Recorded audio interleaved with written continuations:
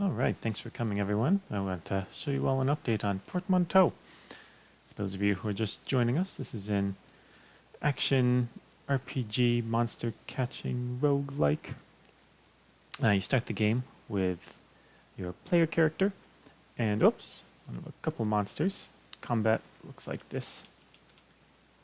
Pow. And you have to make your way to the non-defined end of the game.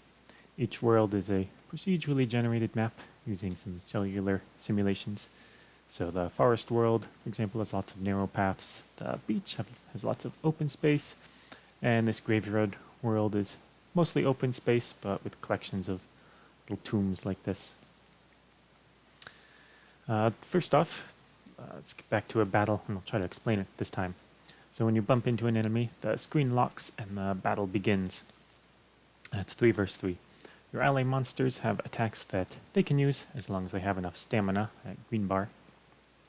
And when their attack is ready, they will try to move in on a target, they'll shoot it, and then they'll get out. They're very bloodthirsty at the moment, so they'll blow all their stamina right away trying to take the enemies down. And you can shoot too, using up your stamina. If you don't have enough, then your damage is scaled by your remaining stamina and then divided in half. And you get this teeny tiny little fireball. It's pretty cute, but it doesn't do as much damage, but it's pretty good. The enemies during battle, they just kind of wander around until you get close to them, and then they chase like that. One of the fun things you can do if you don't like how one of your allies is doing, you can take control of them and move them around. See, now I've got the Crystallis. Kapow. I don't know what I'm shooting at. And you can move around.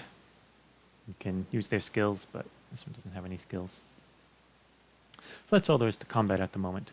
Eventually there will be spells and skills that your ally monsters can use, and other items that your player can use. Right now, the player has a very useful heal spell, which I was ignoring during combat to the detriment of my team. You can also run, as I've been showing, using stamina to do so. Whee! There we go. You also can restore HP and MP out of battle pretty slowly by exploring the map and clearing the fog. So I've already seen all these screens, so nothing happens, but if you watch my HP when I go to explore some new lands, oh, not there. You can see it goes up a little bit. Oh, darn. Crystallis got into battle. Let's take care of these chumps. You may have noticed that Hippon Champ here is trying to battle, but isn't doing anything, isn't really engaging, and that's because he got knocked out. The melee characters tend to do that, especially when they're as bloodthirsty as they are now. But all is not lost for Hippon Champ, as we'll see pretty soon. So what you're trying to do in each world is find the staircase, this one right here, which will take you on to the next world map with a bigger map and stronger monsters. You can see the map as you're clearing it. There's my map button. There we go. So here's all the areas I can walk, the areas I can't walk. The blue ones are the monsters. Oh no. Let's take care of these jumps again. Come on, Crystallis. There you go. We are getting experience from this. That's pretty nice. The monsters are up to level 3. So everyone is getting stronger through battle. I'm getting stronger. They're getting stronger. We can take a look at the stats screen here. Gives you a nice quick view of your party. You can see that Portmonteau uses a 3-stat strength, dexterity, intelligence system with derived stats from there. Strength determines your HP and your magic defense. Dexterity determines your physical defense and how quickly you recover stamina. And intelligence determines your MP and your magic power, which is some kind of nebulous stat that boosts spell damage, healing power, the duration of buffs and debuffs, stuff like that. Haven't figured it out yet. Stamina is this green 100-point bar. Attacks take up 30 points from it, and running takes 30 points per second. It recharges based on your dexterity, so if If you have 10 dexterity, then it takes 6.5 seconds to restore, and then its log scales from there down to about 1.5 seconds for a full restore with 250 dexterity. So that works out to about 2 seconds per attack with 10 dex and about half a second to attack if you've got all the way up to 250 dexterity. And your attack damage is based off of your weapon type, which for the player character, you can change it based on the items. Strength for things like axes, dexterity for things like bows, or intelligence for things like wands that I have equipped right now. For the monsters, damage type is locked based on their species. So Hipponchamp is a dexterity character. Crystallis is a intelligence character. The next thing you can see here is the acquired skills or items for the player. And you can assign 3 of them to the button controls for use in battles or on the world map. And you'll also be able to manually use a monster skill by assigning it to a button as well and using it while you take control during battle. Right now, these traits here are just static buffs to the character. So Pummel for Hipponchamp raises its stamina recovery, and Swift makes it move faster. I can show you that. So normally we walk pretty slow, but if you take control of the dead Hipponchamp, we move real fast. You can see when your other characters in your party get stuck, they try to follow you, and they try to zoom their way past any obstacles they find. Back to the stats screen. You may have also noticed this little soul collection the player has. We can look at that. So sometimes after battle, a monster will drop its soul, and you can pick it up. And if you go to the further detail screen, you can see the stats of all of the monsters whose souls you have. I started the game with a whole bunch of these little stats, but I also picked up a Strobweb along the way. This one's pretty weak. It's only level 1. The other little monsters I have here are all level 10. They've got better stats. They're all temporary stats. And if you instead switch over to one of your monsters, then you can select 2 souls and fuse it with the base monster to get a completely new monster. So each monster has a family, things like bug here for Crystallis or plant for this Broccolich. And the families of the base and the souls determines the new monster that you get. So Crystallis plus a bug and plus a bug, there we go, and a plant will give you the bug plant Strobweb. Instead, if you do Crystallis plus a beast and a forge type, then you get the bug type Mosquitador. So usually you get the same family as the base monster, unless you were to combine Crystallis with 2 of these water types, and then you get the water type Slimeba, which is water plus bug type.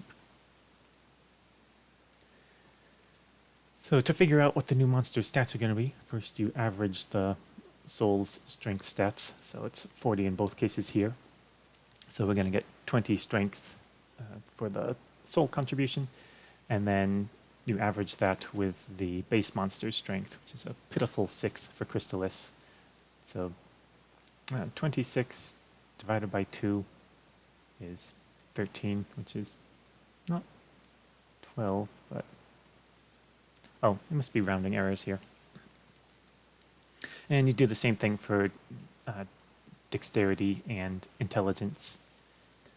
So the way that the stat gain is designed, as long as all parents are above about level 5, then the baby will be stronger overall than a normal level 1 monster of that species. But of course, if you start with even stronger monsters, then the baby will be even stronger. And that's essentially how you get stronger monsters in this game. You raise them up, get better stats, fuse them with strong monsters, go back to level 1, and keep raising them up, and they're even better than they were before, until eventually you'll get some super great monster crushing machine. But let's not fuse this one. Sometimes though, you'll have to fuse if you want to be able to use your monster anymore. Like this little Hipponchamp who has 0 HP. You can see Hipponchamp will follow me around on the screen, this little translucent shell of its former self. During battle it won't attack, it'll just kind of follow around behind me. But if we go back to the stats screen, if we go to Hipponchamp, we can fuse it with a couple monster souls and get something new. Let's see, what should we do? All the combinations work, but sometimes it's kind of gives you junk. But this is pretty good. So we've got Hipponchamp plus Aura Gourmet plus Brocolich, and that'll give us Hampsiret. This is another fluid monster, fluid plus bug plus plant. You can also see here what kind of traits the Hampsiret will have available to it as it grows up.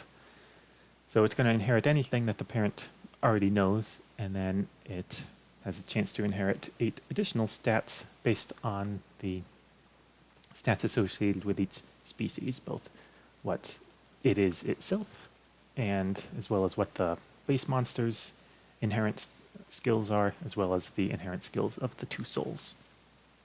Now, right now, of course, they're all just boring traits because I don't have any skills in the game. If we go ahead and do this fusion, kapow! Now we've got a level 1 Hampsiret with reasonable stats. Oh, this is a strength monster, as you see here. So its attack is based on its strength stat. And we can go back to the main game. And there we go. We got Hampsiret following us around. We can engage in battle, see what it does. Oh yeah, it's got a ranged attack, so it hopefully should fare better than Hampsiret. Its HP is getting low. I'm gonna heal it with my busted heal skill. There we go. We can explore a little bit more, cover some more HP and MP, and I can use some more healing. Probably not enough to help it out. This Hampsiret is not that strong, but I'll do my best. Try to take care of it with Crystallis. There it is. This is the map here. We've explored most of it. Found the staircase. Let's go to the next world. And gameplay continues kind of like this. You can see this world looks a little bit different in how it's laid out. I'm going to press the cheat button to go to the next world. This is a kind of beach kind of world, so you can see there's a lot of open spaces. Let's cheat again. Go to the next world. Oh no, we're in a battle, and these monsters are a little strong. We might not make it out of this. This might be the end of the video. Here we go. Game over. So that's the main gameplay loop. You battle, you get souls, you fuse them with your monsters, get stronger monsters with new skills, and repeat. So that basic loop is all intact. Now it's going to be about adding items, spells, and tweaking everyone's stats and balancing combat a bit more. So if you like short session action adventure monster catching RPGs, stay tuned for more.